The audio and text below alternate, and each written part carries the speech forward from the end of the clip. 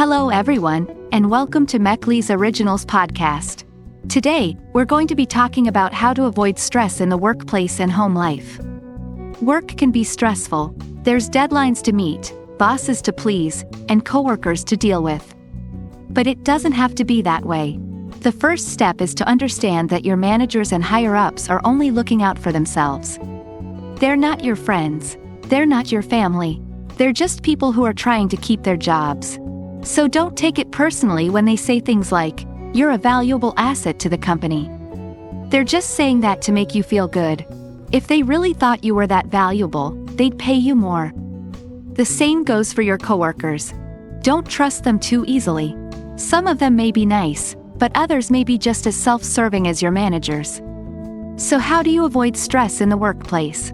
Here are a few tips. Don't be afraid to say no. If you're asked to do something that's outside of your job description, don't be afraid to say no. You don't have to do everything that your boss asks you to do. It's important to set boundaries between your work life and your personal life. Don't let your work take over your life. Take breaks. It's important to take breaks throughout the day. Get up and move around. Step outside for some fresh air. Go for a walk. If you're feeling overwhelmed, don't be afraid to ask for help from your coworkers or your manager. Make sure you're getting enough sleep, eating healthy, and exercising. When you take care of yourself, you're better able to handle stress. I know it's not always easy to avoid stress in the workplace. But if you follow these tips, you'll be well on your way to a less stressful work life. Stress comes in many ways. So, let's talk about how parents make unnecessary stress and force their children's education, career, and marriage. If children are allowed to make their own decisions, they learn how to take risks and to deal with the consequences of their actions. This helps them to develop a sense of self-efficacy, which is the belief in one's own ability to succeed. Children who have a strong sense of self-efficacy are more likely to be resilient in the face of stress and adversity. Children who are allowed to make their own decisions learn how to solve problems and to think critically. These are important skills that will help them to succeed in school and in life. It is important for parents to provide guidance and support to their children as they learn to make their own decisions. Parents should not simply leave their children to fend for themselves. However, parents should also avoid making all of the decisions for their children. By giving their children the freedom to make their own choices, parents can help them to develop the skills they need to become confident and independent adults. As parents, we all want what's best for our children. We want them to have a good education, a successful career, and a happy marriage. But sometimes, in our efforts to give them the best, we can end up forcing our own dreams and expectations on them. For example, we might push our children to get good grades, even if they're not interested in school. We might pressure them to go to college, even if they don't know what they want to study. And we might even try to choose their career for them. The problem with forcing our children is that it doesn't work. It doesn't create happy, successful, or fulfilled people. It creates resentment, anger, and a lack of motivation. So what can we do instead? First, we need to understand the current educational system. It's not perfect, but it's designed to help students learn and grow. We need to support our children in their education, not force them to succeed. Second, we need to let our children choose their own careers. They're the ones who will be living with the consequences of their choices, not us.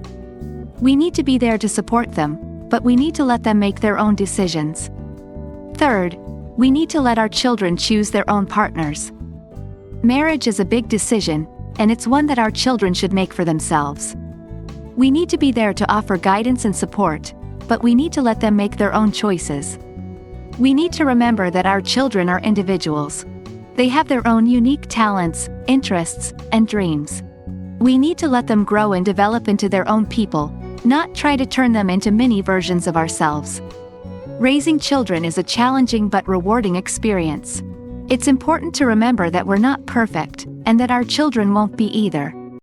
But if we can learn to let go of our expectations and control, we can create a loving and supportive environment where our children can thrive. So, how can we avoid forcing our children's education, career, and marriage? Listen to your children. Ask them what they want to do with their lives, and then support their dreams. Be patient. It takes time for children to develop their interests and goals. Don't pressure them to make decisions too quickly. Give them time to explore their options and find what's right for them. Talk to your child about their interests and goals. What are they passionate about? What do they want to achieve in life? The best way to support your child is to understand what they want and help them achieve it. Don't compare your children to others. Every child is different, and they should be judged on their own merits. Let your children make their own mistakes. It's how they learn and grow. Understand the current educational system. The world is changing rapidly, and the educational system is changing with it.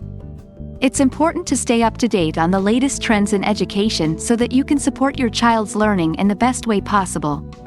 Let your child know that you believe in them and that you're there to support them no matter what. A positive and encouraging attitude can go a long way in helping your child achieve their goals.